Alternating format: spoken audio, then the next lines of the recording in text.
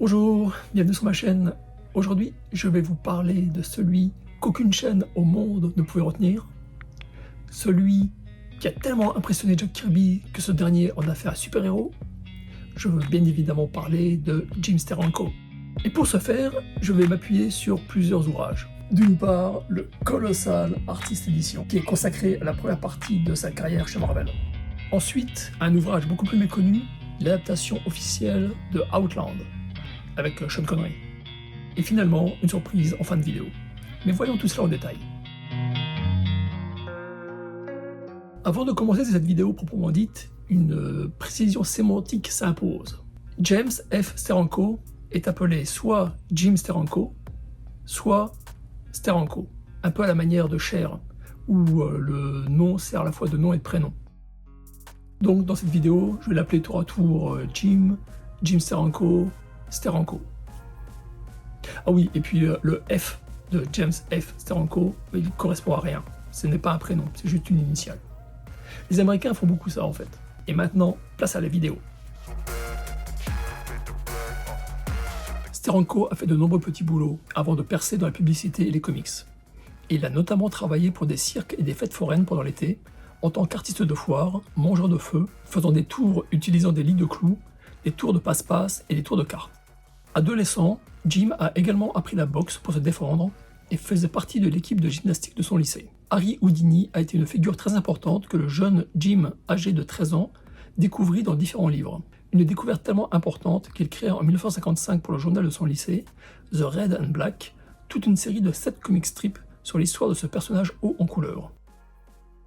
À 17 ans, il fut arrêté par la police avec un complice en regard d'une série de cambriolages et plus de 20 vols de voitures.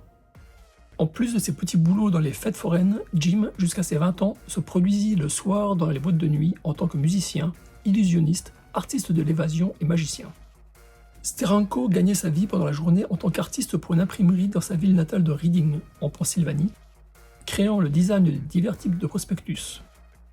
Après 5 ans dans cette imprimerie, il travailla pour une agence de pub locale en tant que directeur artistique sur des objets allant des couches pour bébés aux bouteilles de bière. Il était intéressé par les comics et visita une fois les locaux de DC où on lui remit un script. Ce fut sa première expérience professionnelle dans l'univers des comics. Ensuite, il travailla pour le studio de Vince Coletta en 1957, où il ancra des dessins de Coletta à New York pendant une courte période avant de retourner à Reading. Puis, en 1966, il créa et écrivit les histoires de plusieurs personnages créés pour Harvey Comics sous Joe Simon. Oui, le Joe Simon de Simon et Kirby, comme le monde est petit. Harvey Comics avait une ligne de super-héros qui ne fit pas long feu, mais Jim y créa les concepts de Gladiator, Spyman et Magic Master. Toujours en 1966, il contacta Marvel. On lui donna comme test 2 pages de Jack Kirby à recréer. Les 2 pages du concept de Nick Fury, Agent of Shield, qui s'appelait à l'époque The Man Called Death, titre basé sur la série de télé The Man from U.N.C.L.E., en français, des agents très spéciaux. Le test fut tellement concluant que Steranko repartit avec son premier travail pour Marvel, les épisodes de Nick Fury publiés dans Strange Tales, à raison de 12 pages par épisode, l'autre moitié du magazine étant occupée par le Docteur Strange de Steve Ditko. Steranko décida d'arrêter son expérience avec les comics en 1969, après avoir refusé d'exécuter les changements exigés par Stan Lee sur un comics, Tower of Shadows. À la suite de quoi, Lee licencia Steranko. Jim se tourna alors vers la création de couvertures pour des livres de poche, faites à l'acrylique, notamment celle du Shadow, le célèbre personnage de Pulp. Toujours en 1969, il créa une maison d'édition Super Graphics, qui publia un comic book anti-drogue intitulé The Block, puis ses 2 essais sur l'histoire des comics, The Steranko Story of Comics, ouvrages qui font toujours référence à l'heure actuelle, grâce notamment à leurs nombreuses interviews inédites d'artistes aujourd'hui disparus. Steranko a également utilisé sa maison d'édition pour promouvoir les travaux de ses petits camarades, Barry Windsor Smith et Bernie Wrightson en tête de liste. Jim a également travaillé pour Hollywood sur différents films en tant que concepteur artistique, depuis Blade Runner jusqu'au Dracula de Francis Ford Coppola. Et il a fait des posters de films, Star Trek, Les Aventures de l'Arche perdue, et l'adaptation en comics de Outland, le film de SF de Peter Hyams avec Sean Connery, Peter Boyle et Frances Sternhagen. Comme vous pouvez le constater, Une vie artistique riche et bien remplie. Il y aurait de quoi faire une vidéo par sujet. Mais revenons à ces comics. Jim Steranko a commencé sa carrière professionnelle de dessinateur de comics chez Harvey Comics, sur des titres mineurs comme Spyman. Mais son style s'est développé chez Marvel. Chez Harvey Comics, il a créé des concepts pour Gladiator, Future American, Sorcerer, Space Wolf, et des scripts pour Spyman, dont les comics étaient dessinés par George Tuska, même si Steranko a également participé au dessin, notamment sur les couvertures avec cette main stylisée. Chez Marvel, il a présenté son portfolio, ce qui lui a permis de rencontrer Stan Lee, et celui-ci lui a proposé de choisir la série sur laquelle il voulait travailler, comme il le fera un peu plus tard avec Neal Adams. Steranko a choisi Nick Fury, Agent of S.H.I.E.L.D. dans Strange Tales, parce que malgré des débuts prometteurs sur la direction de Jack Kirby, cette série battait de l'aile sous une autre direction artistique. Stan Lee demanda à Kirby de créer les esquisses des 3 premiers épisodes pour Steranko, afin de mettre le pied à l'étrier à ce dernier.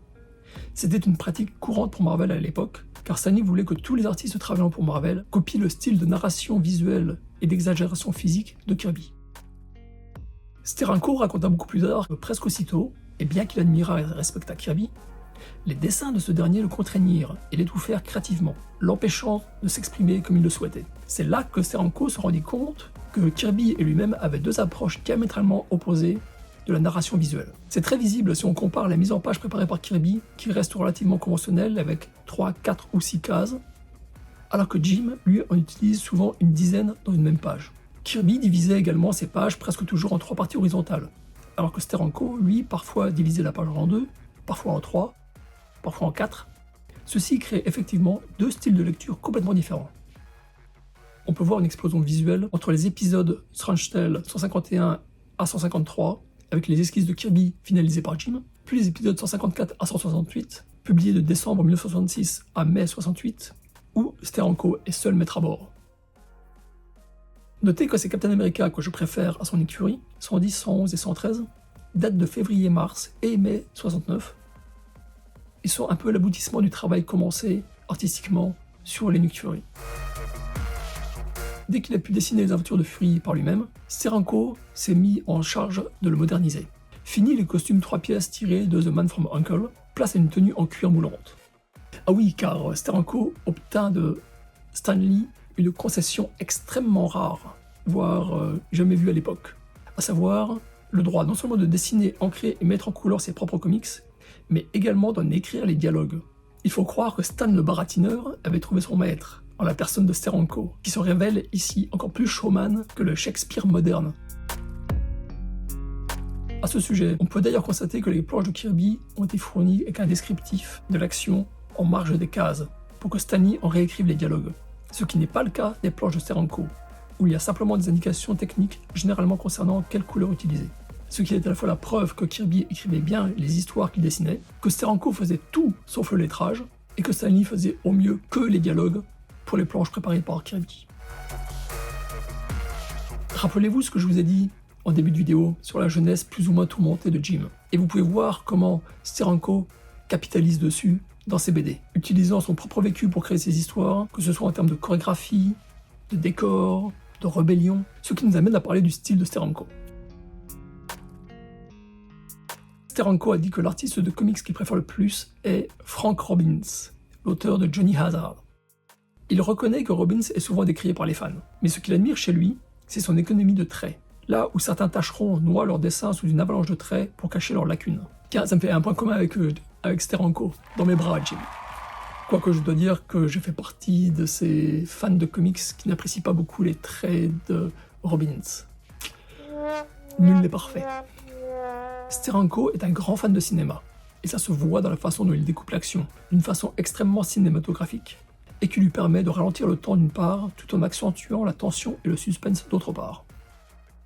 Tel une éponge, Steranko se sert de ce qui l'entoure, et notamment le pop art qu'Andy Warhol venait de mettre en avant, mais aussi le surréalisme de Salvador Dali et les collages de photos de Jack Kirby, sans oublier la façon dont Wallace Wood dessine les combinaisons spatiales et les vaisseaux spatiaux. Ces diverses influences, couplées avec une action débridée à la Jack Kirby et une myriade de femmes fatales plus sexy les unes que les autres, feront des comics de Steranko une œuvre incontournable, influençant des dizaines d'artistes de par le monde encore à l'heure actuelle. Steranko reconnaît également l'importance de Noel Cycles, en particulier pour son utilisation du clair-obscur dans les comics, et tout particulièrement dans la série Scorchy Smith en 1936. Steranko utilisera la même technique en 1970 dans son graphic novel Chandler, et Frank Miller reprendra ce style à son compte dans Sin City durant les années 90.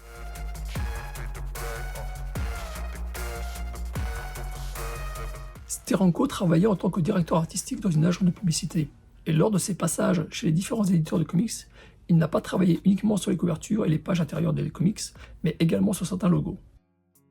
Le plus célèbre est le logo des X-Men, avant et après. En 1970, dans Fantastic Four numéro 11, Steranko dira « J'ai fait les X-Men 50 et 51 en tant que faveur pour Sol Brodsky, qui était la personne en charge de la production chez Marvel, l'assistant technique de Stan Lee si vous voulez, qui avait besoin de 2 épisodes et qui en avait besoin très rapidement. J'ai fait le boulot, mais le résultat est déplorable. D'ailleurs, je n'ai pas signé ces pages de mon propre nom. Je leur ai dit de ne pas publier mon nom, d'utiliser un nom fictif, mais ils ont quand même mis mon nom sur ces épisodes. Je ne suis vraiment pas fier de ce travail. Il a été fait très vite et je n'avais aucun lien émotionnel avec ces histoires. Je les ai simplement faites en tant que faveur pour Marvel. » C'est dingue de se dire que Steranko trouve ces pages bâclées alors qu'elles ont un impact émotionnel encore très important à l'heure actuelle. Dans la même interview, au sujet du logo des X-Men, Steranko dira « Je n'aimais pas le logo, alors j'ai demandé si je pouvais le changer. » Et si vous voulez en savoir plus sur le logo de Steranko, sur son histoire, sur son évolution, logo qui ne sera utilisé que pendant 10 numéros avant d'être redessiné par quelqu'un d'autre, je vous encourage à lire cette page, lien dans la description ci-dessous. C'est en anglais, c'est très technique, mais c'est vraiment intéressant si vous aimez les logos. Le logo de Klaw est particulier, car il a de petites griffes, Klaw en anglais, dans le C et le L. Mais le personnage est également représenté de façon stylisée en dessous du nom. La petite histoire veut que Steranko a proposé à DC de créer ce logo, et en échange, DC a accepté de changer le nom d'une série, avec un personnage appelé Talon, en Klaw. Talon étant un nom qu'un Steranko voulait utiliser pour son propre personnage, dans une série de son choix, et en fait, Steranko n'a jamais fait cette série. Il ne reste que quelques posters, illustrations et publicités publiées entre autres dans Super Graphic Magazine, Comic Scene 6 en 1973. Le dernier logo redessiné par Steranko est un classique. Il s'agit du Hulk spécial numéro 1 de 1968, où Hulk détruit son propre logo et piétine le logo des Inhumains. Il s'agit du premier logo chez Marvel qui fut détruit de la sorte, et ce concept de détruire un logo fut repris de nombreuses fois par la suite.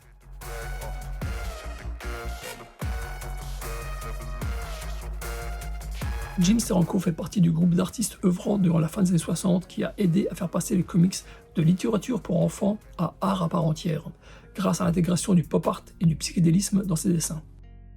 Neil Adams a atteint le même résultat à la même époque avec son hyperréalisme. Idem avec Barry Windsor Smith, un peu plus tard, avec son pré-raphaélisme. En 1968, Steranko réussira à convaincre Stan Lee de le laisser faire une double page.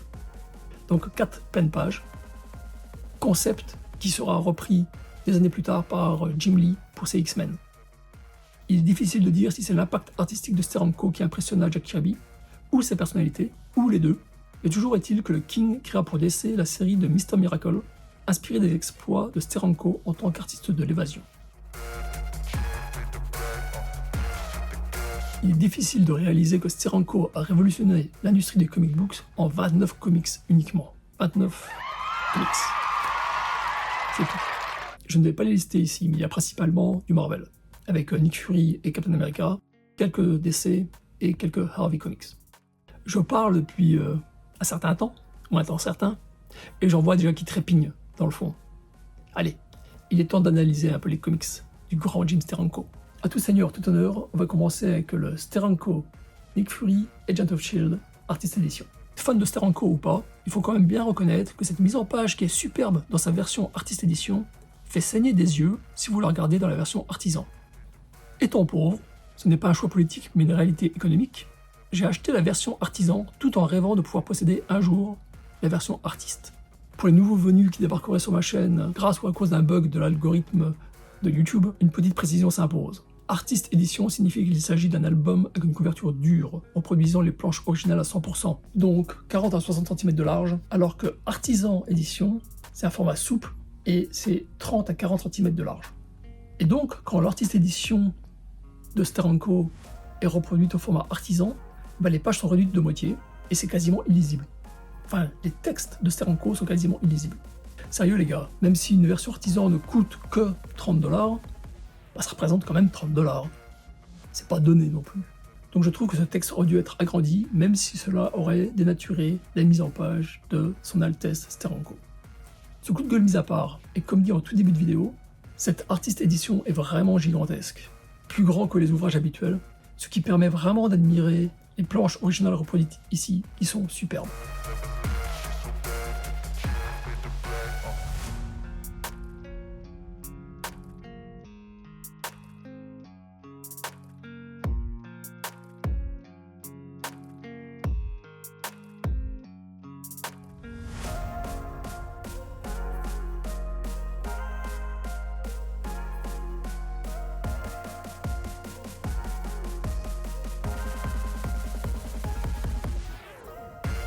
On passe ensuite à l'adaptation officielle de Outland. Outland est un film de SF sympatoche, comme il y en avait à la fin des années 70, début des années 80.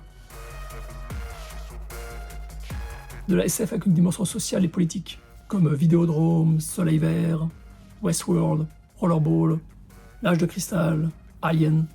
C'était le bon temps. Bon, revenons à Outland. Il s'agit d'un film où le Marshal, incarné par Sean Connery, enquête sur une série de décès étranges dans une colonie minière située sur la 3e lune de Jupiter. Tout le monde est contre lui, y compris les dirigeants de la mine, et sa femme le quitte au moment où des tueurs à gages sont envoyés pour l'exécuter. Tadam! Suspense, suspense. En fait, il s'agit d'un western classique transposé dans l'espace, où Sean Connery est le John Wayne de l'espace. L'adaptation officielle en comics d'Outland a été publiée aux USA dans le magazine Heavy Metal, et les numéros 51 à 55 et le numéro 58. Et avant d'aller plus loin, une précision, l'album français est un format souple, les pages étant collées contre la tranche. Pour éviter de les décoller, en aplatissant le bouquin, j'ai décidé en fait d'utiliser en partie des images provenant de sites internet. On continue. Bon, n'ayons pas peur des mots, cette adaptation est un chef-d'œuvre visuel. Toutes les pages, mis à part la toute première et la dernière, toutes les pages donc sont des doubles pages. Mais, elles sont toutes différentes. Toutes. Certaines se focalisent sur du dialogue, d'autres sur de l'action. Il y en a qui mélangent les deux. C'est là que le génie de Steranko concernant sa narration visuelle explose. Il part d'un concept qui en lui-même est très simple. Je vais faire uniquement des doubles pages. Sauf que chacune de ces doubles pages est unique. Il n'y en a pas deux qui se ressemblent. Déjà là, c'est un tour de force. Il n'existe malheureusement pas de visuel des planches originales. Je donnerais beaucoup, et vraiment beaucoup, pour voir ces pages en noir et blanc. Elles ont été mises en couleur parfaitement par Steranko, mais je me dis quand même que le noir et blanc doit être impressionnant. Donc il fait des doubles pages qui ne se ressemblent pas les unes les autres. Chacune de ces doubles pages se focalise sur un point précis du scénario. Ici c'est de l'action, ici c'est de l'exposition, du dialogue. Chaque double page est composée d'une image de fond qui sert de thème central. Et ce thème est soit développé, soit aidé visuellement par l'ajout de cases plus petites. Dans cette double page, Steranko se focalise sur les effets de la drogue. Ici, sur les difficultés de la traque. C'est franchement impressionnant de maestria technique. Et il y a plusieurs scènes où Steranko utilise les passerelles métalliques comme des stores, découpant la scène et l'espace comme dans une histoire de détective privé. Et on finit cette analyse du style de Steranko avec son retour sur Nick Fury, mais cette fois agent du cerveau. Je dis toujours que je n'ai conservé que très peu de BD en VF, et c'est vrai, j'en ai moins d'une vingtaine, et pourtant j'en ai 2 dessinés par Steranko, c'est vous dire l'importance du bonhomme à mes yeux. Contrairement à l'adaptation officielle d'Outland, cette Nick Fury, agent du cerveau, existe dans de très nombreuses reproductions en Amérique. Mais si je l'ai conservé en tant que bouquin en français, c'est parce que les 3/4 des épisodes sont publiés en noir et blanc. Et je dis bien les 3/4 parce que bizarrement, la dernière histoire est publiée en couleur, pour une raison que j'ignore. Alors je présume que ce choix artistique a été fait pour montrer les effets de couleur accompagnant Scorpio, mais il apparaît déjà dans le premier épisode publié dans ce livre, pour un résultat visuel, disons, mitigé. Mais bon, ne boudons pas notre plaisir. Ces épisodes en noir et blanc sont magnifiques et rendent justice au travail de Steranko. Cet album publie les Nick Fury Agent of S.H.I.E.L.D. numéro 1, 3 et 5, et les Strange Tales 159 et 168 entre les Agents of S.H.I.E.L.D. 1 et 3. Je présume que ce choix de publication est assez étrange, intercalant les épisodes de 2 séries différentes et mélangeant des épisodes plus récents avec des épisodes plus anciens, peut être expliqué par la volonté de montrer des épisodes se lisant indépendamment les uns les autres, mais aussi démontrant la qualité artistique de Steranko. En plus de l'impression en noir et blanc, j'ai adoré le fait que les traducteurs aient essayé de traduire Shield, qui est un anagramme du mot bouclier, pour ceux qui l'ignorent, en cerveau. D'accord, ça n'a pas la même connotation, mais moi quand je lis ça, cerveau, même sans rien connaître aux histoires de Nick Fury, je pense automatiquement à James Bond. Bravo les traducteurs. Avant de déménager aux USA en 2006, j'ai revendu la plupart de mes comics VF, en me disant qu'il me serait très facile de les racheter en VO une fois que j'aurais déménagé aux USA. Une fois que j'aurais emménagé aux USA.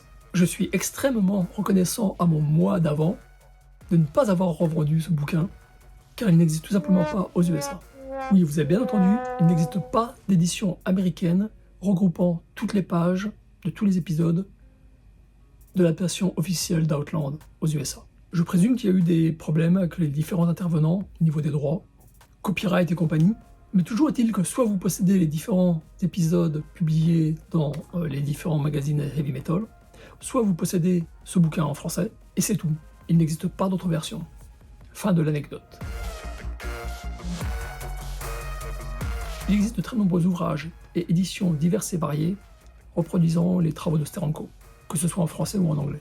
Comme toujours, je ne les citerai pas dans cette vidéo pour ne pas la rallonger inutilement, déjà qu'elle est suffisamment longue comme ça. Et voici quelques pistes de recherche. En anglais, je vous conseille de jeter un œil sur le site web The Drawings of Steranko, qui recense la plupart des publications de l'artiste. Parfois, il y a même un lien où l'on peut commander l'ouvrage, mais au minimum, vous aurez un titre et un visuel, et ça devrait vous aider pour faire des recherches dans vos magasins préférés. Il y a également le site Vanguard Publishing, site de l'historien J. David Spurlock, qui propose différents ouvrages avec des versions normales et d'autres signés par l'artiste. À vous de voir si vous voulez passer commande chez lui, en sachant qu'il a également des ouvrages sur John Buscema, Neil Adams, Frazetta et Hollywood.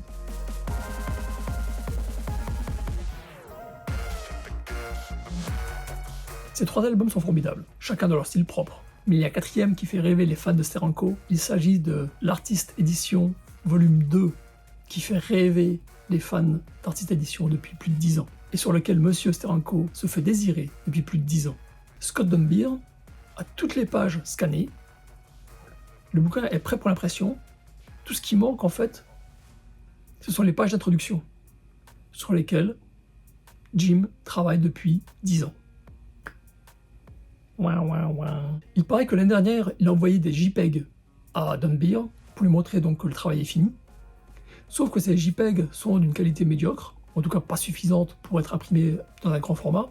Et on pensait tous que ça y était, que dans les jours suivants, il allait envoyer des scans à une haute densité. Et en fait, non. Ça fait quasiment 1 an déjà qu'il a envoyé les JPEG tout pourris. Donc, ou alors, il y aura aussi l'option que Steranko ne fasse pas la mise en page, laisse Scott Dunbier choisir lui-même un maquettiste, comme il le fait pour tous les autres artistes d'édition. Sauf que Steranko approchant les 90 ans, c'est pas demain la veille qu'il fera l'un ou l'autre. Il paraît que Jim est malheureusement coutumier du fait. Le fait d'annoncer une sortie imminente, et puis qu'ensuite rien ne se passe. Privilège de la star. Pour en revenir aux 3 ouvrages présentés dans cette vidéo, j'aime tout particulièrement celui sur Outland. Ces pages sont un tel tour de force, à la fois artistiquement et scénaristiquement parlant. C'est l'un des très rares comics que j'arrive à relire régulièrement de nos jours. Et vous, lequel de ces 3 ouvrages vous a fait la meilleure impression? Ou y a-t-il une autre œuvre de Steranko qui vous impressionne le plus? Que préférez-vous d'ailleurs, Steranko l'homme ou Steranko l'artiste? Question. Les artistes tels que lui qui ont influencé les comics et les ont fait évoluer sont tellement rares, surtout rares d'être encore vivants. J'ai décidé de lui consacrer cette petite vidéo. J'espère qu'elle vous aura plu et que vous aurez appris quelque chose de nouveau au sujet de Monsieur Steranko. Allez, je vous laisse avec les recommandations habituelles. Merci de soutenir mon travail avec un pouce bleu, de vous abonner, mettre un commentaire, partager la vidéo. Retrouvez-moi sur les réseaux sociaux, Instagram, Facebook, l'onglet communauté de la page YouTube. Lisez plein de comics qui révolutionnent l'industrie des comics et je vous dis à très bientôt. Ciao ciao.